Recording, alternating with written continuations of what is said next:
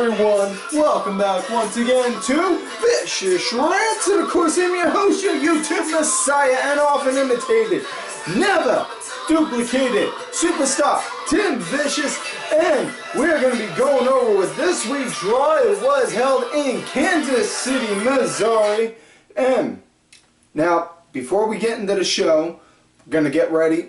Before we get into this week's Raw, folks, fasten your seatbelts, grab some popcorn. Apologize for this horrible segue into it, but you know, we had to do something to make Bob the intern happy because apparently he felt unloved. So get ready, we're doing the SmackDown Rewind. You happy now, Bob? Good. Now go get me some coffee, otherwise I'm going to say that you're not doing your job and you're going to wind up failing. And you're not getting that college credit you keep on saying you deserve. Now, SmackDown Rewind from last week's SmackDown. Basically, it was Miz started out. Miz freaking red hot, man. Right off bat. I've given shit to the Miz more times than I can count. Not just me, but my good buddy and the host of the Sunday Segway podcast, Kenny Chegway, and he has officially even declared Miz is no longer a ball bag. And if Kenny is able to say Miz is no longer a ball bag, then you know what? God damn it, we here at the Vicious Studios can say the same thing. He is no longer a ball bag on here, but when he does douchebaggery, it will still be called out upon that because we are still equal opportunists, and we'll even say the people that we do like are being assholes. And with that said, back to the lecture at hand with Miz. Came out storming hot, talking about on how, you know, basically the basic gist of his promo on SmackDown. I didn't go and circle around in the indie scene for like 10, 12 or 15 years, and everyone all of a sudden, and nobody likes me for that, you know? In which case, bravo to him on that, man, because you know what? I can't speak for certain because, you know, I'm not like Uncle Dave and have inside sources in WWE locker rooms, but you gotta figure there is a sense of some people in there who started from the indies and, you know, the little indie, you know, whereas you got the guys that started in the indies, just, you know, and then you have the ones that, you know, are WWE born and bred and just like, and they're just like, why are these indie guys getting so much? Huh? You know, I'm just speculating now. Take it with a grain of salt, folks. But Dolph came out, in which case Ziggler wound up coming out and doing douchebaggery with it, saying that Miz should put his title on the line against Ziggler, you know, to help prove that he is a man, in which case, no. Dolph, no. That's just horrible on his sake, because he just went from losing the WWE, losing his shot at the WWE Championship against Dean Ambrose, and now he automatically wants to go from that right to the Intercontinental. No.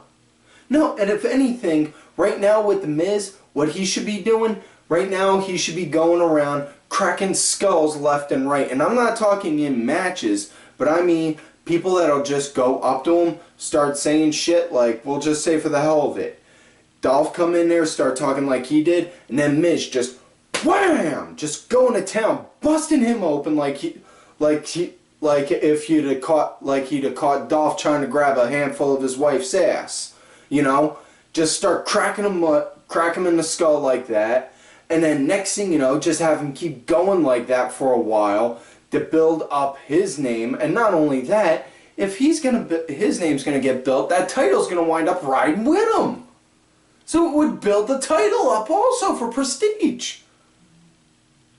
Now, aside from that with SmackDown, basically the only other big whoops that went on in there was the Headbangers came back to do a squash match to Slater and Rhino, which case, cool to see the nostalgia factor in effect on that, but other than that, nah. And Ambrose wound up leaving Styles out to dry, hanging on the ropes. Shook the rope like while AJ was splitting it, and it's like, yeah, see this? This is mine. And basically left it at that. Now with that said, now we fast forward back to normal time. Seriously, Bob, you have got to work on better segues and scripts. I'm going to have you start working with Redmond again. And I don't care if he tries to dismember you. Now, Raw, Kansas City. All in all, overall score for the show, I give it a 7.5. It was good, it was solid, it was tight, you know, couple tweaks, but that's always the case.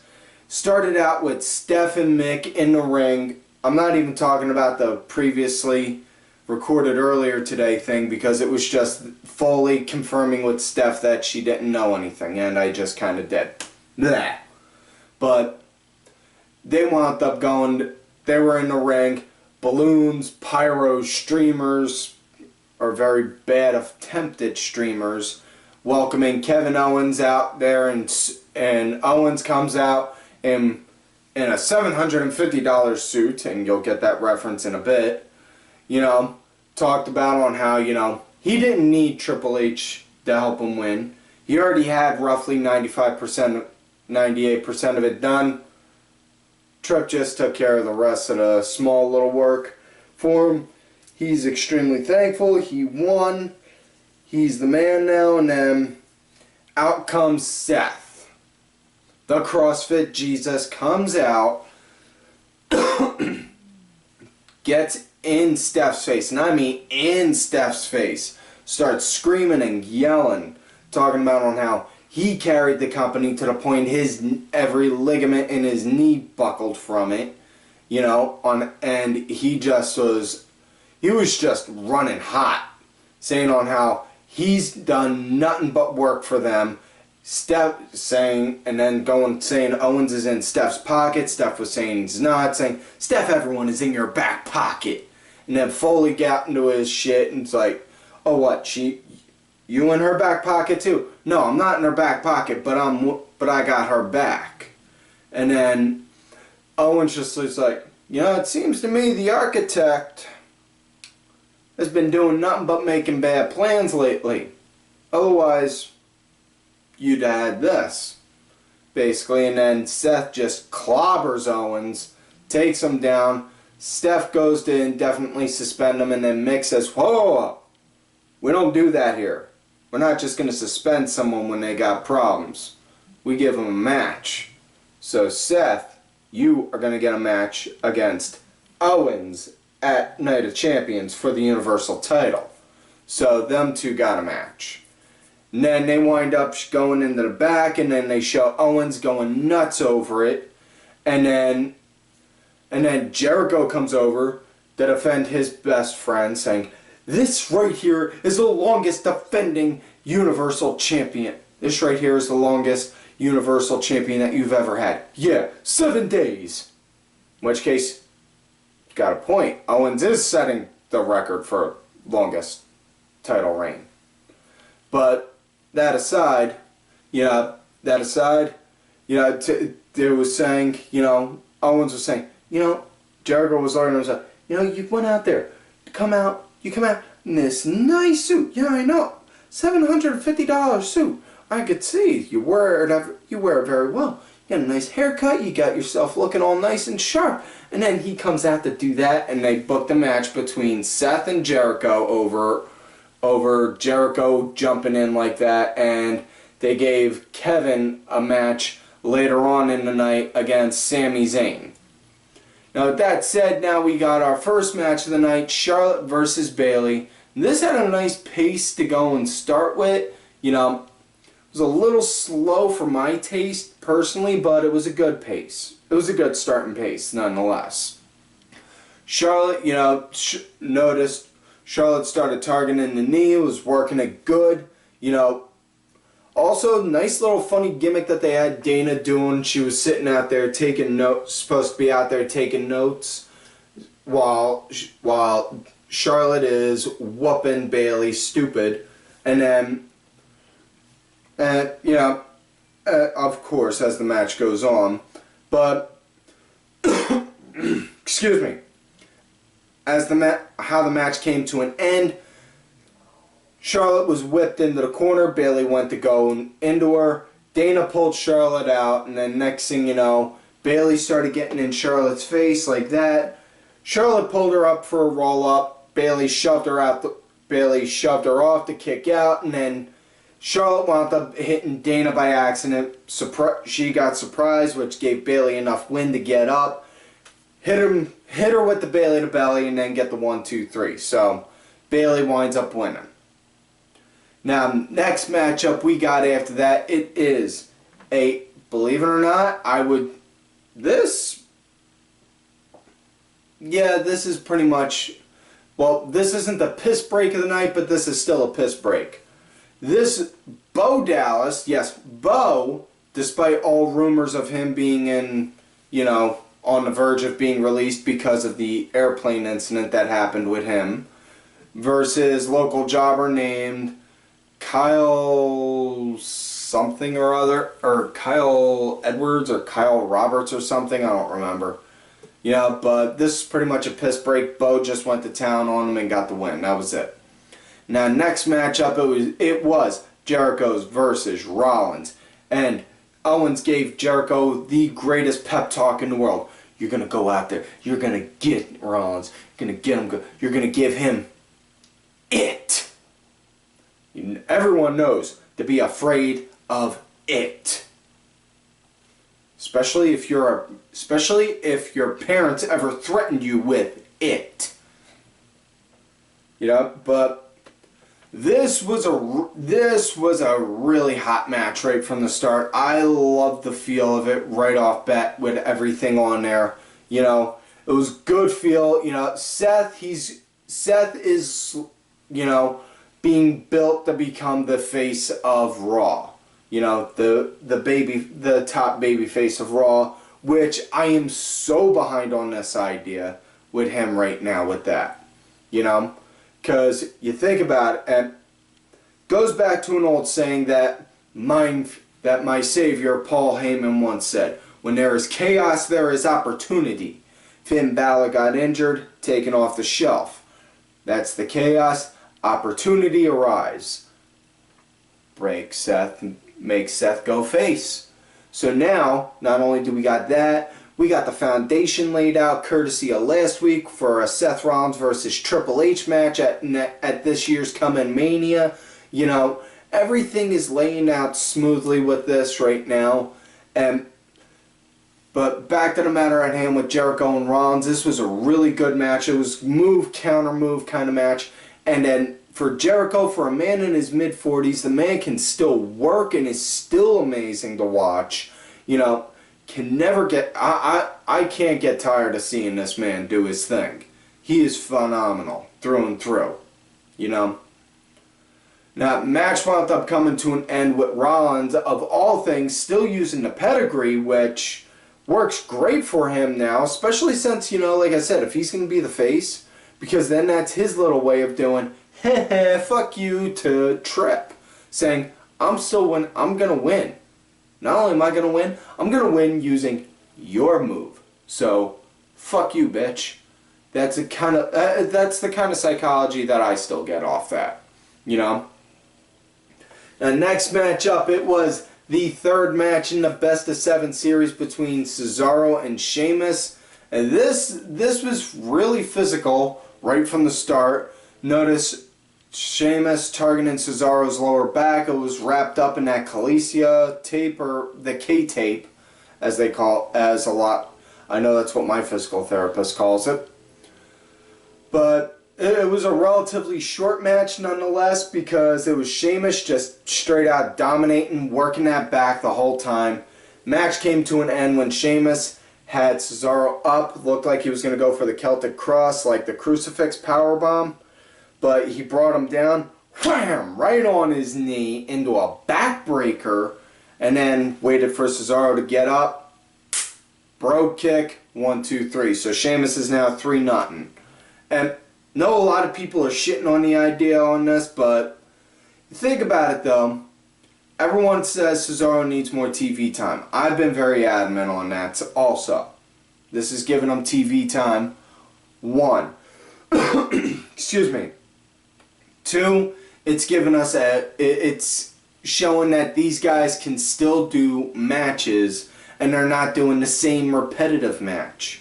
You know, we're seeing different moves from them, and we're seeing at least 1 or 2 different moves each time these guys are going at each other, you know? And also, you know, it's really,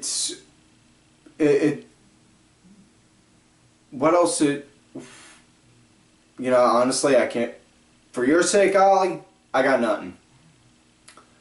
Okay, that said, next up, now we got the next matchup. It was tag team action.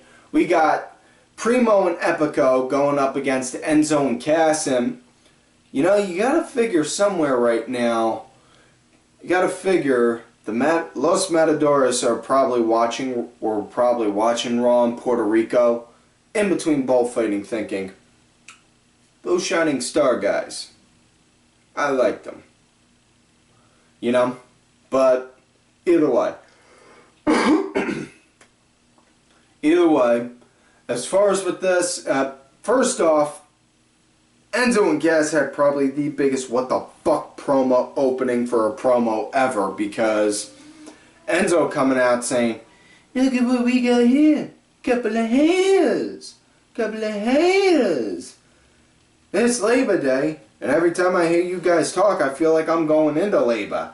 And then Enzo just then starting to act like he's in labor and giving birth, and he gave birth to a little imaginary baby in the ring. Yeah. You know, I wish I could make that part up, folks. He really did. That being said, though, he did that, and then after that they went into the match, and it was a pretty mild match. You know, this is where I was saying tweaks. You know, because honestly, Primo and Epico, they're just not clicking. They're just not clicking. The gimmick is stale. I mean, you're trying to push saying Puerto Rico is better than the U.S. Yeah, it's, hate to break the bad news, but Puerto Rico is considered part of the U.S. territories. So technically, you guys are saying that you guys are part of us, so yeah. I'm just going to let you guys do the math on that. But that being said, this was, you know, surprising win though. It was the Shining Stars, and they got the roll up on Enzo, in which case, okay, you know, now I want to know, where are we going from here with Enzo and Cass? Because are you guys going to have them chase after the tag titles, or what? Because these guys are a good tag team. It's just now, excuse me, now we need them to get something going. And next matchup we got Nia Jax going up against a local jobber by the name of Ann Esposito. And this, well, this was not the piss break of the night, folks. Surprisingly. This was just a regular old squash match. Interesting though, because the little girl Ann Esposito wound up actually throwing out a couple shots and actually did some mild, and I emphasize on the word mild, damage to Nia Jax. And yeah, then she got her ass kicked. And yeah, so moving forward, next matchup, we got Jinder Mahal versus Darren Young with Titus O'Neil on commentary. Again, this had real mild action. This was where the show started to steadily go downhill. You know, I mean, Titus, he was killing it on commentary. The man always does, you know. But, I mean, the match itself, meh. I mean, Darren won using the gut check, but after that, Titus came down, started whooping the crap out of him and Backlund, and then that was that. Ugh. Yeah, see? That pretty much summed up that action. Ugh. Next up, this was the piss break of the night right here. Braun Strowman versus Sin Cara. Yeah, Sin Cara. And the reason why is because last week when Braun Strowman went against the infamous luchador Americo, he ripped off his mask and Sin Cara said, and then of all things, Michael Cole said quite possibly the funniest line in his commentating history. Braun Strowman is about to face his toughest opponent to date, Sin Cara. I'm sorry, I can't say that with a straight face. I can't say that with a straight face. Oh, okay. It's hard to say that sentence with a straight face. Go ahead. I'll give you folks a few seconds. Go ahead, you try. See what I mean? Now, that being said, Sin Cara, he did the same thing as that Esposito girl did. You know, got damage in, but Braun just wound up wiping the floor with him, and then the underfloor, the part that was underneath the floor also, won via count out and then just walked off. Now, excuse me, that being said, it is now time for the main event of the night, which leads to also being, drum roll please, match of the night, Sami Zayn versus Kevin Owens. And folks, every time these two do this, I always pull out that line, and I know I can't help it. The immortal words of Kevin Steen himself. You and I, we're destined to do this forever. And this just proves it right here. Main eventing Raw. You know, somewhere out there, Jim Cornette is just like, melting because of it. Now, that being said, this was just as good of a match as any of their other ones, you know. I mean, honestly, it was a little short, but they had to work in TV constraints. And personally, I would have liked this match to have gone an extra 15, maybe 20 minutes longer than it did. But it started at like 20 till 11, maybe quarter to 11. So they only had a little bit of time to work with. But it was great back and forth between them. Lots of beautiful, excuse me, lots of beautiful storytelling with it. And these guys can put on a good show.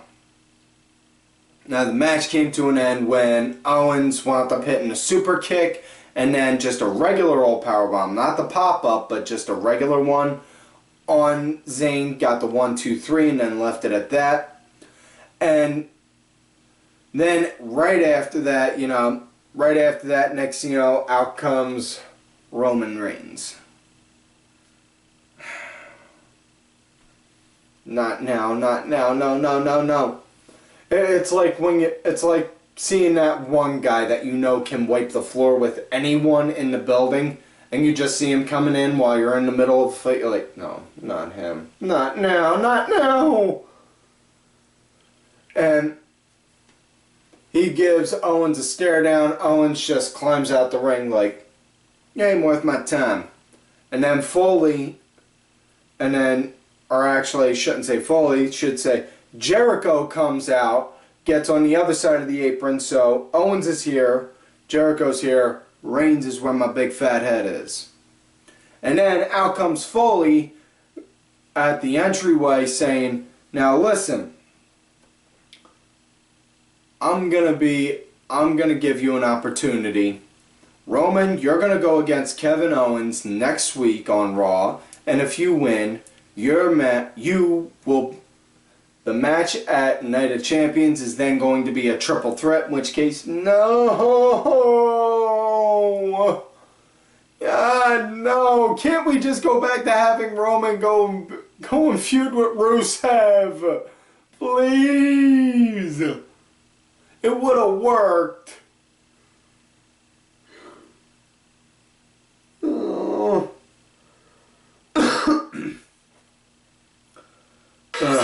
But yeah, that's it for this week's show, folks. That's it for Raw. That's it for this week's show. do not forget to like the video, subscribe to the channel, go back, watch some of the other videos if you get the chance. Feel free to share this with your friends, family, loved ones, distant relatives, and arch enemies as well. And do not forget to look for me on Twitter at TimVicious.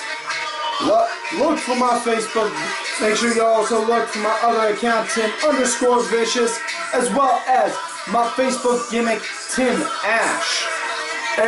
And folks, do not forget to follow all of these cool ass cats right here on the Twitter. Axel Mulligan, Sunday Segway, Simply Sabrina, Cranky Asshole, Aaron_DeBoer, my executive producer, Mr. Oliver Ben, who gave the music for this week's show. Don't forget to look for it. It's out there on iTunes, Spotify, Xbox Gold, and such.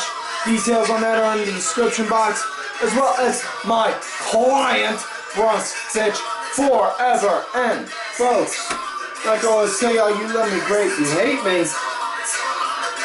Fuck this.